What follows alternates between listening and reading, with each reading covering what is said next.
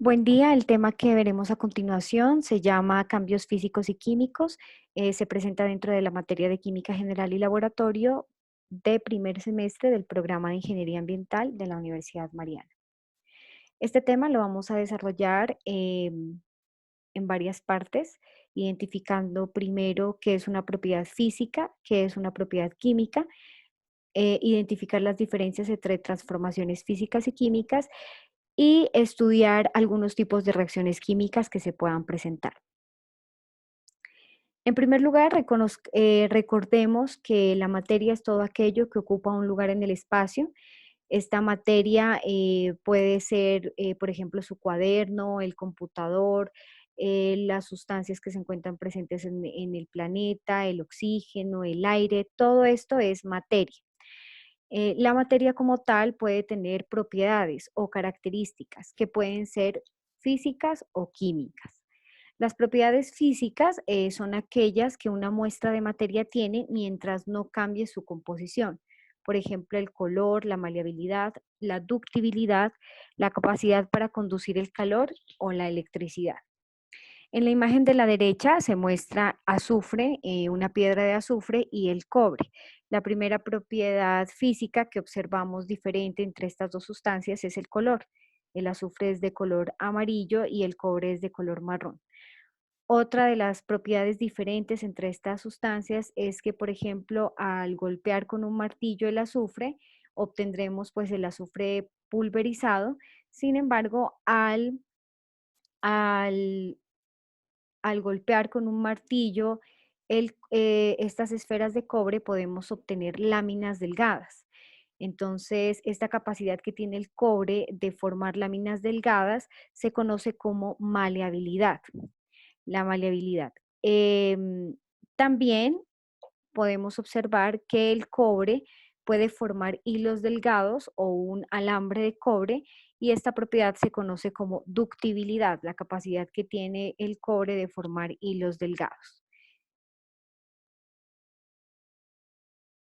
Se presenta una transformación química cuando cuando la materia cambia su apariencia, su forma, sin embargo, su composición no se altera.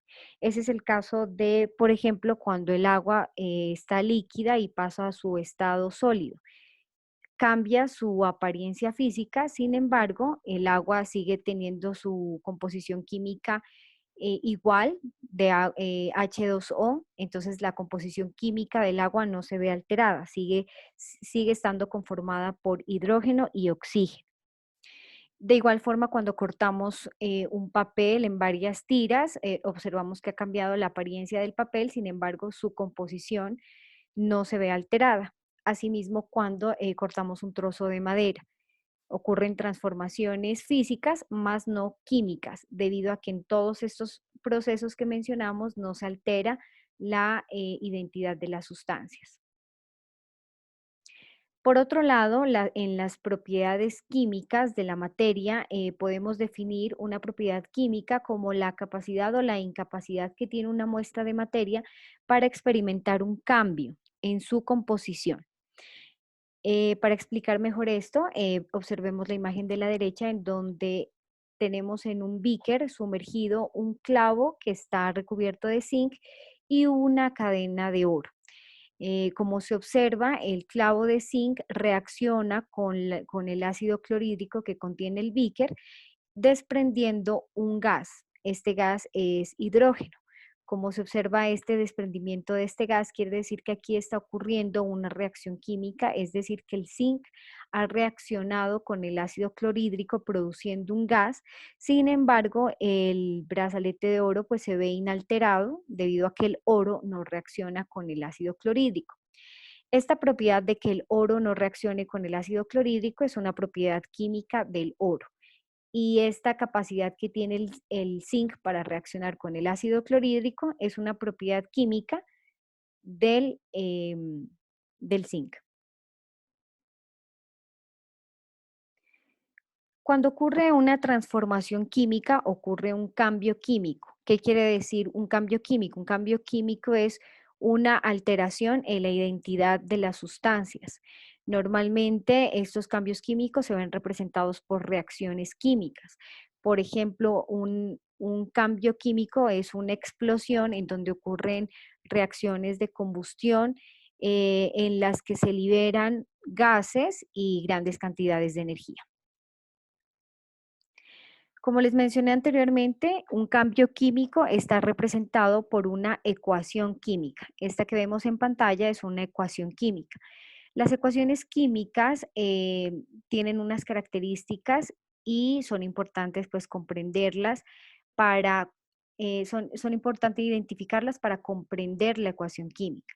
Por ejemplo, esta ecuación química muestra la reacción entre el calcio y el agua.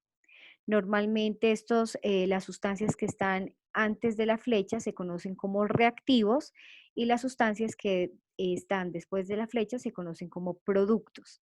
En esta ecuación química, el más significa reacciona con, por ejemplo, en este caso, calcio reacciona con el agua para producir, la flecha significa produce, hidróxido de calcio e hidrógeno.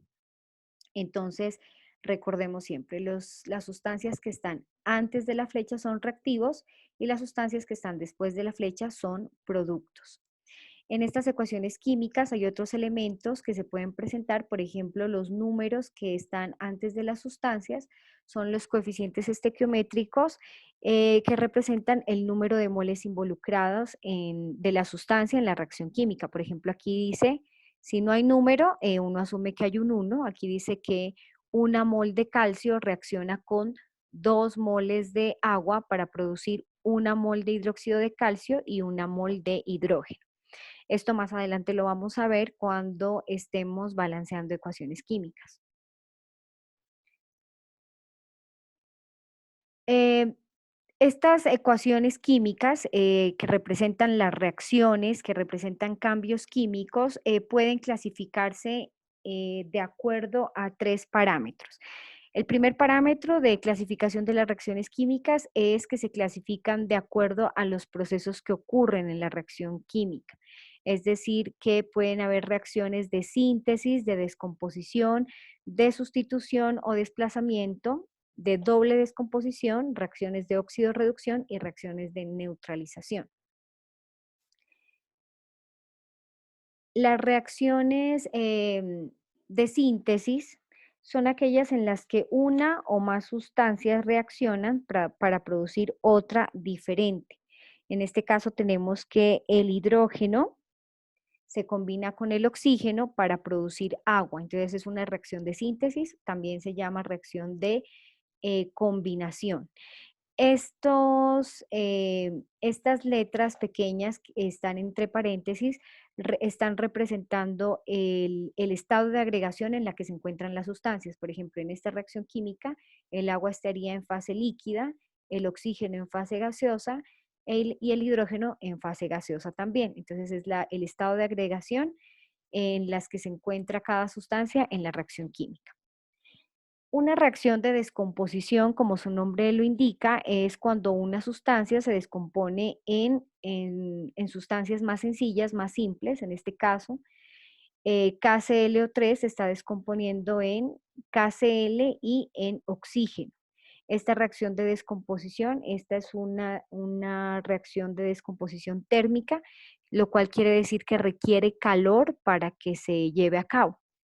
Entonces, en esta reacción esta es una reacción de descomposición y también es una reacción endotérmica, es decir, que requiere energía para que se lleve a cabo.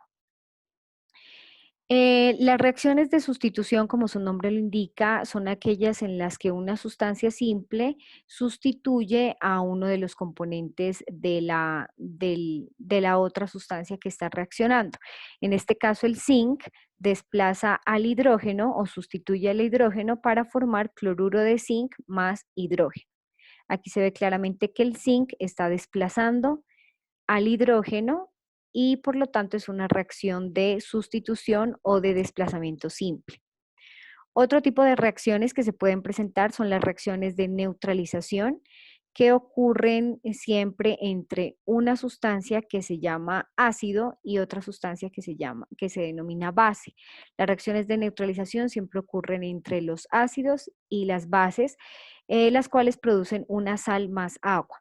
Estas reacciones de neutralización, como su nombre lo indica, se caracterizan porque el pH, por ejemplo, de los ácidos está por debajo de 7, el pH de las bases está por encima de 7, es decir, un pH básico, y este pH al mezclar estas sustancias en proporciones determinadas, se neutralizan porque esta mezcla, esta disolución que se forma en esta reacción va a tener un pH cercano a la neutralidad, por eso se llaman reacciones de neutralización. El pH de esta disolución obtenida va a ser neutro, un pH neutro, es decir, cercano a 7.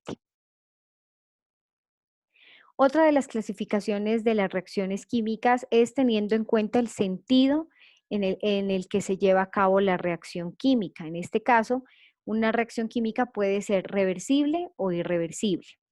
Aquí les voy a presentar dos ejemplos. El ejemplo uno es una reacción reversible. ¿Qué quiere decir reversible? Que así como los reactivos forman productos, los productos también pueden reaccionar y volver a formar los reactivos. Y normalmente estos procesos se representan por una flecha que va de izquierda a derecha y otra que va de derecha a izquierda. Estas son reacciones reversibles en donde los reactivos forman productos y los productos también pueden volver a formar reactivos. Las reacciones irreversibles son las contrarias a las reversibles. Estas reacciones irreversibles solo ocurren en un sentido. En este caso aquí el sodio reacciona con el agua para formar hidróxido de sodio e hidrógeno, y estas sustancias que se forman, estos productos, no tienen la capacidad de volver a convertirse en sus reactivos, entonces son irreversibles y se representan únicamente con una flecha de izquierda a derecha. La última clasificación que tenemos de reacciones químicas es teniendo en cuenta los cambios energéticos producidos. Entonces las reacciones pueden ser exotérmicas o endotérmicas. Las reacciones endotérmicas son aquellas que requieren energía para que se lleven a cabo. En este caso, una reacción endotérmica se representa se representa de tal forma que la energía aparece en los productos. Cuando la energía aparece en los reactivos. Cuando la energía aparece en los reactivos, quiere decir que es una reacción endotérmica porque requiere energía para que se lleve a cabo. Estas reacciones endotérmicas también se representan empleando este triángulo que a veces en algunos libros lo ponen encima de la flecha y otros debajo de la flecha, pero este triángulo significa que esta reacción para que suceda va a requerir energía. Entonces, si la reacción requiere energía para llevarse a cabo, es endotérmica. En este caso, esta descomposición térmica del carbonato de calcio requiere energía para producir óxido de calcio y dióxido de carbono en estado gaseoso. Las reacciones exotérmicas, por el contrario, son aquellas que liberan energía. Por eso, la energía o el calor, que es una de las formas de energía, están en el lado de los productos, como pueden observar aquí. En las endotérmicas, el calor o la energía está en el lado de los reactivos, y en las exotérmicas en el lado de los productos. Entonces aquí tenemos que el CH4 reacciona con el oxígeno. Esta es una reacción de combustión y produce dióxido de carbono, agua más energía. Entonces, como se libera energía en esta reacción, la reacción es una reacción exotérmica. Bueno, muchas gracias. Vamos a hacer a continuación un taller para que ustedes puedan reforzar estos temas que aprendimos. Gracias.